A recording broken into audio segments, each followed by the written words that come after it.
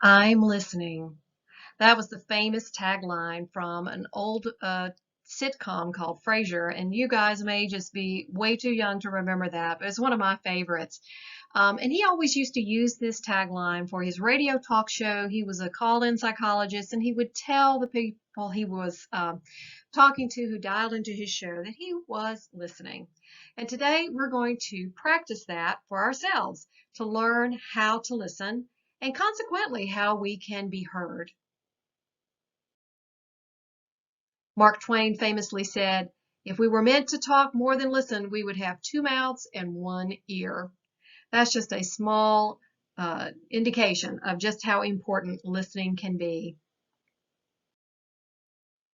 So today we're going to practice a very simple technique, which you can remember by remembering the code word RASA, to receive, appreciate, summarize, and ask. And by sort of slowing down the process of listening a little bit and thinking about it very mindfully instead of just haphazardly, you can make a lot of a lot of progress in how you are a good listener. The first thing to do is to receive the message that someone else is trying to communicate. That sounds really, really simple, but there are several steps involved in doing that. The first is to prepare to listen. Stop. Stop what you're doing. Give that person your purposeful intention to listen. Focus on the speaker, relax, settle in. You don't know how long it's going to take. Don't be in a hurry. Prepare to listen.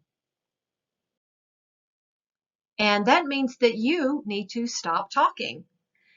Make up your mind, even before the other person starts talking, that you're not going to interrupt. You're not going to finish their sentences because you assume you know what they're talking about. And instead, you're going to really hear what they have to say. When you keep talking and talking and interrupting, you're communicating that you've already stopped listening.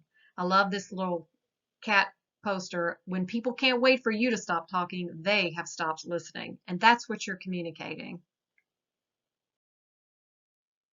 Also, try to avoid distractions. Don't reach for your phone. Don't stare out the window. Don't doodle. Whatever it is that you're doing that can communicate to the person that you're trying to listen to that you're not really listening, avoid those things. Keep an open mind.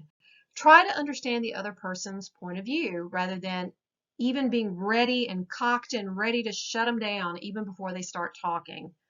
Don't tune out to what other people say, especially people that you may disagree with. Believe it or not, you may not be right about everything all the time.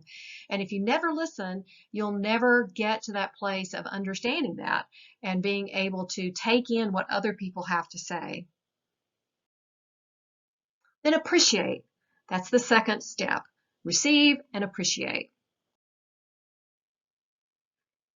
Communicate through your body language, through your gestures, your phrases and so forth, that you are indeed receiving the message and appreciating what they have to say. You're not telling them that you agree with them by doing this. You are simply adding to the uh, uh, condition that you are actually receiving the message. So put the speaker at ease with a nod, an encouraging gesture, making that eye contact that's so important.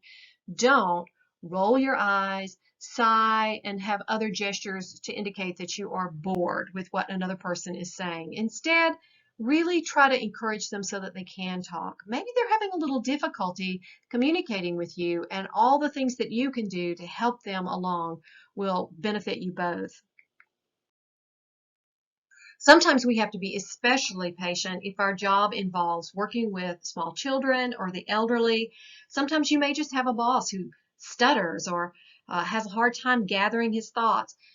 So you may need to take extra patience with certain kinds of folks who have difficulty communicating.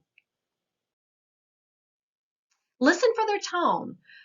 What they are saying with their tone of voice is important, and it communicates what kind of mood they're in. They're sending all kinds of signals about whether or not you need to be careful about how you respond, or maybe you might even want to sort of time out and follow up this discussion at a later time when they're more calmed down. So keep in mind that it's not what you said, it's how you said it is not just for you to pay attention to, but also when you're listening for someone else. Sometimes you can get lots and lots of clues that you're not going to make any headway with your point of view at this point in time because of the mood that's being communicated by the person you're talking with. So watch for those nonverbal cues that will tell you sort of what kind of position a person is taking when they're trying to communicate, and try to take that into account when you're hearing what they're saying. The next step is to summarize, R-A-S-A, summarize. Say back what you're hearing. Now, this is to quickly digest what you're hearing and try to repeat it back to the person. Don't try to say everything they said, or you're both going to be there for a long time. But instead, say some phrases like, so you're saying that, or let me see if I've got this right, or I'm understanding that you're saying this. And then try to, just in a sentence or two, try to say what you're hearing, because a lot of times people don't realize when they're not communicating effectively what they mean to be saying. And so if you tell them this is what I'm hearing, then they can correct you before you have a chance to get mad or misunderstand or not get the instructions right.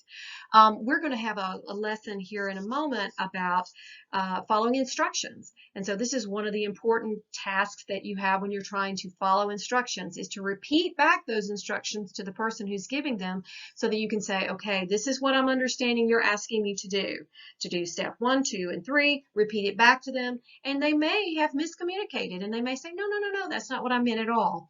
So this is a really, really important step in making sure that you're hearing what they are trying to say.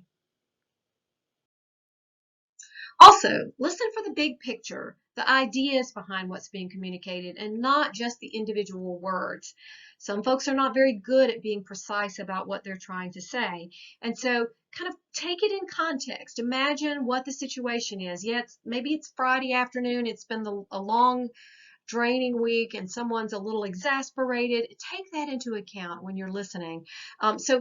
Maybe this is the beginning step in a long process, or the last step in a long process. Take that in consideration when you're listening to what's being said. Also, don't over apply what's being said beyond the situation. So if someone is saying, I didn't like how you did that thing yesterday, don't assume they never like anything you ever do, okay? So don't jump to conclusions. Let the conversation be about what's happening right here, right now. And the final A stands for ask. Ask for clarification. Use specific questions to ask for clarifications. So often we miscommunicate because someone will just say, I don't understand. I don't know what you mean. And that's not very helpful to the person who's trying to communicate with you. You need to be more specific. Ask questions that will encourage your speaker to go deeper and to explain more fully, rather than just sort of throwing your hands up in frustration and saying, I don't get it. And once you've done all of those things, you have received, you've appreciated, you have summarized, and you have asked for clarification. Now it's your turn to respond with your own insights, your own thoughts, maybe your objections, maybe your suggestions. Now it's your turn.